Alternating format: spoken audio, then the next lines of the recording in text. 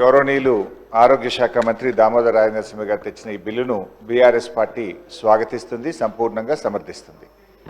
ఈ బిల్లు ముఖ్యంగా రాష్ట్రంలో ఎంతోమంది కిడ్నీ, లివర్, అదేవిధంగా వేరియస్ ఆర్గాన్స్ ట్రాన్స్ప్లాంట్ కోసం ఎదురు చూస్తున్నటువంటి వాళ్లకు త్వరితగతిన ఆర్గాన్స్ పొందడానికి ఫెసిలిటేట్ చేస్తుంది.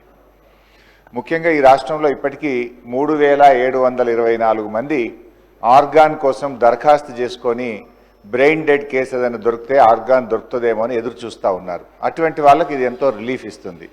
ముఖ్యంగా ఇంతకుముందు ఏంటంటే పిల్లలకైతే తల్లిదండ్రుల నుంచి ఇవ్వచ్చు, తల్లిదండ్రులు పిల్లలకి ఇవ్వచ్చు, లేదా బ్రదర్ అండ్ సిస్టర్స్ ఇచ్చేంత వరకే ఫెసిలిటీ ఉండేది డొనేషన్. ఈ బిల్లు ద్వారా ఏమవుతుందంటే గ్రాండ్ పేరెంట్స్, గ్రాండ్ చిల్డ్రన్ కూడా డొనేట్ చేయడానికి ఈ బిల్లు మనకు ఫెసిలిటేట్ చేస్తుంది. రెండవది స్వాప్. సపోజు మన కుటుంబ సభ్యుల బ్లడ్ గ్రూప్ కుదరలేదు, ఇంకొకరి కుటుంబ సభ్యులకు కూడా బ్లడ్ గ్రూప్ కుదరట్లేదు, అప్పుడు వాళ్ళది వీళ్ళు, వీళ్ళది వాళ్ళు తీసి స్వాప్ చేయడం ద్వారా కూడా ఈ ఆర్గాన్ డొనేషన్కు ఫెసిలిటేట్ చేస్తుంది. తర్వాత ముఖ్యంగా ఇది మొన్న ఈ మధ్య మనం చూసాం, హైదరాబాద్లో కిడ్నీ రాకెట్ ఒకటి చూసాం. అటువంటి దాన్ని కర్బ్ చేయడానికి, కఠినమైన చర్యలు తీసుకోవడానికి, అటువంటి దాన్ని నిరోధించడానికి కూడా ఈ బిల్లులో కఠినమైనటువంటి చట్టాలు కూడా పెట్టారు. దాన్ని కూడా ఇది చాలా మంచి నిర్ణయం అధ్యక్ష, వి వెల్కమ్ అధ్యక్ష. ఇకపోతే అధ్యక్ష, బ్రెయిన్ డెడ్ విషయంలో కూడా ఇంతకుముందు only neurology, neuro surgery doctor మాత్రమే డిక్లేర్ చేయాలని ఉండేది. ఇక్కడ కొంచెం మరింత సింప్లిఫై చేసినారు. బ్రెయిన్ డెడ్ డిక్లరేషన్ విషయంలో మనకు అనెస్థెటిస్ట్ కానీ, అదేవిధంగా ఫిజిషియన్ కానీ, ఒక ఎంబీబీఎస్ డాక్టర్, ట్రైన్డ్ ఎంబీబీఎస్ డాక్టర్ను మనం ఆథరైజ్డ్ డాక్టర్గా డిక్లేర్ చేస్తే వాళ్ళు కూడా బ్రెయిన్ డెడ్ను డిక్లేర్ చేయొచ్చు. అప్పుడు ఏమైందంటే ఆ బ్రెయిన్ డెడ్ డిక్లరేషన్ జరిగి వెంటనే మనం అతన్ని తీసుకొచ్చి అతని యొక్క ఆర్గాన్స్ మనం తీసుకోగలిగితే మరో 10 మందికి ప్రాణం పోయొచ్చు. ఒకరు చనిపోతూ 10 మందికి ప్రాణదానం చేసేటువంటి ఒక గొప్ప కార్యక్రమం అధ్యక్ష. ఇది ఎవరిమైనా మనం వెల్కమ్ చేస్తాం. ముఖ్యంగా మన రాష్ట్రం చాలా బాగా చేసింది అధ్యక్ష. ఇన్ఫ్యాక్ట్ నేను మీ దృష్టికి కూడా తేవాలి, ఇంతకుముందు జీవన్ దాన్ అనే ప్రోగ్రాం పేరు మీద మన తెలంగాణ రాష్ట్రంలో చేశాం. గతంలో మీరు చూస్తే ఇప్పుడు ఇంకింత ఫెసిలిటేట్ అవుతుంది అది.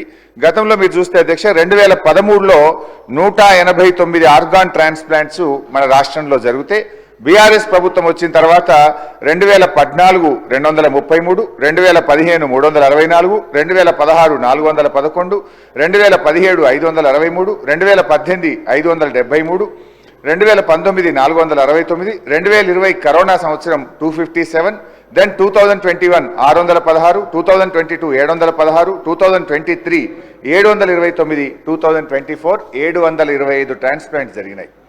భారతదేశంలోనే అత్యధిక ట్రాన్స్ప్లాంట్ చేస్తున్న రాష్ట్రంగా తెలంగాణ రాష్ట్రం కేంద్ర ప్రభుత్వం నుంచి అనేక అవార్డులు కూడా గతంలో పొందింది. అంటే బీఆర్ఎస్ హయాంలో కూడా ఈ ప్రాణాలు కాపాడడానికి మేము చాలా కృషి చేశాం. వరుసగా 4-5 సంవత్సరాలు బెస్ట్ స్టేట్ ఇన్ డూయింగ్ ట్రాన్స్ప్లాంట్స్లో తెలంగాణకు అవార్డ్స్ కూడా రావడం జరిగింది అధ్యక్ష. అయితే అధ్యక్ష ఇక్కడ చాలా మందికి తెలియదు మన ప్రభుత్వ ఆసుపత్రులు ఎంత బాగా పనిచేస్తాయనో. ఈ జనరల్గా ఆర్గాన్ ట్రాన్స్ప్లాంట్ అంటే ఒకప్పుడు అమెరికా వెళ్ళేవాళ్ళు, లండన్ వెళ్ళేవాళ్ళు, కార్పొరేట్ ఆసుపత్రులకు వెళ్ళేవాళ్ళు. కానీ మన తెలంగాణలో ప్రభుత్వ ఆసుపత్రులు 609 ఆర్గాన్ ట్రాన్స్ప్లాంట్స్ ప్రభుత్వ ఆసుపత్రుల్లో చేశాము. లైక్ నిమ్స్, ఉస్మానియా, గాంధీ, మన ఆసుపత్రుల్లో 609 ట్రాన్స్ప్లాంట్ చేశాం. ఇక్కడ ఇంకా ఒక విషయం నేను చెప్పాల్సింది ఏంటంటే అధ్యక్ష, ఆర్గాన్ ట్రాన్స్ప్లాంట్ అంటే చాలా కాస్ట్లీగా మనం భావిస్తాం. ఏది కిడ్నీ కానీ, లివర్ కానీ, హార్ట్ కానీ, లంగ్ కానీ, ఇది చాలా కాస్ట్లీ, ఇది పెద్దోళ్ళు మాత్రమే చేసుకోగలుగుతారు, పేదోళ్ళు చేసుకోలేనటువంటిది అని అందరం భావిస్తూ ఉంటాం. కానీ గౌరవనీయులు కేసీఆర్ గారి నాయకత్వంలో అధ్యక్ష మేము ఈ ట్రాన్స్ప్లాంట్స్ అన్ని ₹1 లేకుండా ఆరోగ్యశ్రీ కింద 577 ట్రాన్స్ప్లాంట్స్ మా ప్రభుత్వంలో చేశాం. దాదాపు 20 లక్షల రూపాయల ఖర్చు అయ్యేటువంటి ఆర్గాన్ ట్రాన్స్ప్లాంట్ను నయా పైసా ఖర్చు లేకుండా ప్రభుత్వ ఆసుపత్రుల్లో ఉచితంగా చేసినటువంటి విషయాన్ని మీ ద్వారా వారి దృష్టికి తెస్తున్నాం.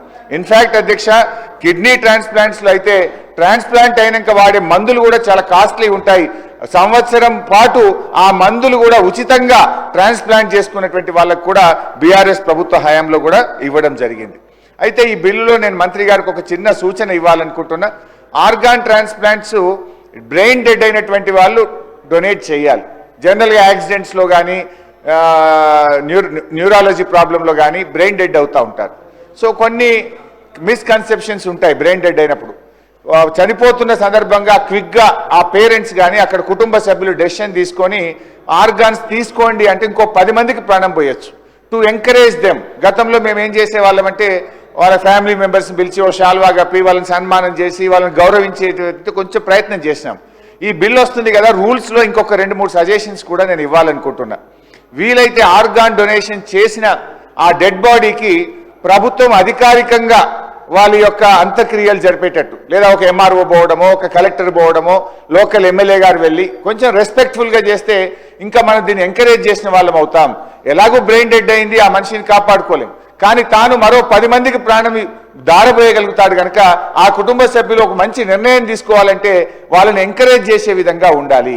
ఒకవేళ వాళ్ళు పేదవాళ్ళు అయితే ఓ ఇందిరమ్మ ఇళ్ళ కింద డబుల్ బెడ్రూమ్ ఇల్లు ఇద్దాం, వాళ్ళ పిల్లల్ని గురుకుల పాఠశాలల్లో ఉచితంగా మన దాంట్లో చదివించే కార్యక్రమం చేద్దాం, లేదా వాళ్ళ కుటుంబ సభ్యులకు ఏదైనా ఇన్సూరెన్స్ లాంటిది, హెల్త్ ఇన్సూరెన్స్ లాంటిది ఇచ్చే ఆలోచన చేయండి, లేదా అట్లీస్ట్ ఈ ఫ్యూనరల్ అన్న ప్రభుత్వ పరంగా గౌరవంగా చేస్తామంటే మరింత మంది ముందుకు వచ్చి రాష్ట్రంలో ఎంతో మంది ప్రాణాలు కాపాడడానికి అవకాశం ఉంటుంది.